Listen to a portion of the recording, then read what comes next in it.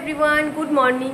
তোমরা সবাই জানো যে আমাদের সকালটা একটু দেরি করেই হয়, কারণ আমাদের রাতে ঘুমাতে অনেক লেট হয়ে যায়, যার জন্য আমাদের সকালে উঠতে একটু দেরি হয়ে যায়।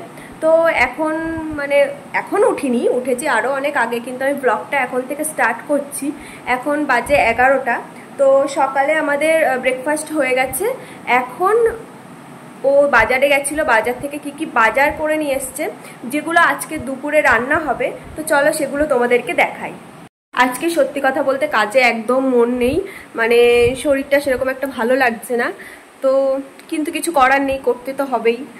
প্রথমেই এখানে এনেছে চিংড়ি মাছ এগুলো, তারপরে এখানে আছে পুঁটি মাছ, এগুলো খেতে খুব পছন্দ করে, এখানেও আমি রেখে দিয়েছি।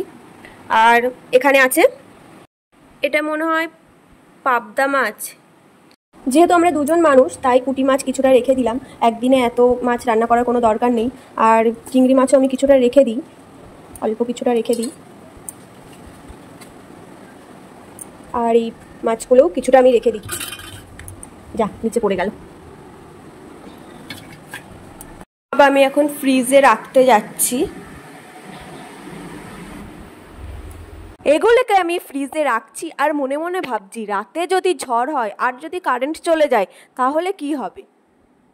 ভাবতে ভাবতে মাছগুলো কিন্তু ফ্রিজে আমি রেখে দিয়েছি। তো চলো এখন রান্নাগুলো সব করে নেওয়া যাক, অনেক দেরি হয়ে গেছে। এখানকার অবস্থাটাও দেখেছো কতটা বিপজ্জনক। যেহেতু অনেকটাই লেট হয়ে গেছে, তা সেই কারণে আমি আগে ভাতটা বসিয়ে দিচ্ছি। আমি সব রান্নার আগে ভাতটাই করি প্রতিদিন। তো এখানে চাল আমার ধোয়া হয়ে গেছে। আর দেরি হয়ে গেলে আমার তো তাড়া লেগে যায়, কখন আমার কি হবে, ইচ্ছা করে করে দেরি করি আর পরে তাড়াতাড়ি করি। যাই হোক, এবার আমি জলটা খেয়ে তাড়াতাড়ি করে আমার কাজে লেগে পড়ি। তাড়াহুড়ো করে আমি আমার সমস্ত কাজগুলোই করছি।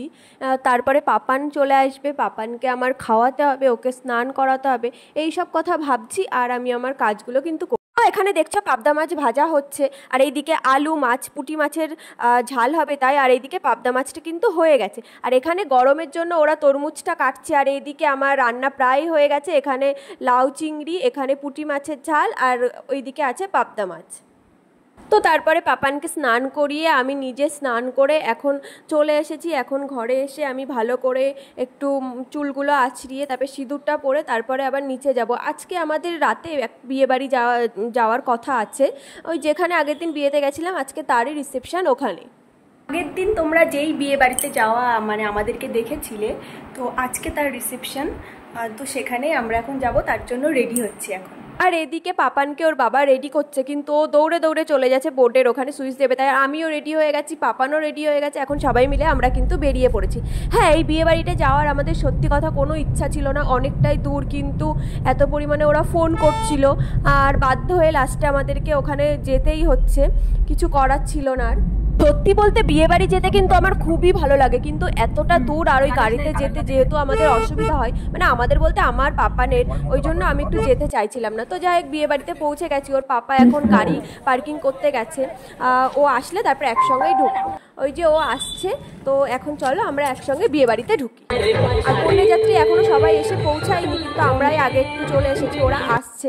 তো এখানে এই যে আমাদের রিসেপশন ব্রাইড আর আমার দিদা, মা, পাপান, আর এখানে আমিও আছি। আমি যেহেতু ওদের সঙ্গে ও কথা বলছিল, তো তারপরে আমি তোমাদের প্যান্ডেলটা একটু ভালো করে দেখাই ভিতরটা।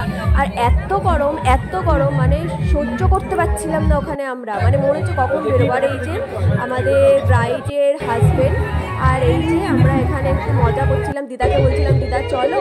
আর এই যেটা আমার একটা দিদির ছেলে, এর সঙ্গে পাপান, দুজনেরা কত আনন্দ করছে, আদর করছে, বাচ্চাদের এই জিনিসগুলো দেখতে খুবই ভালো লাগে।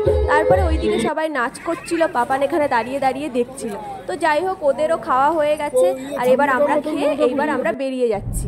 তো অনেকই রাত হয়েছে।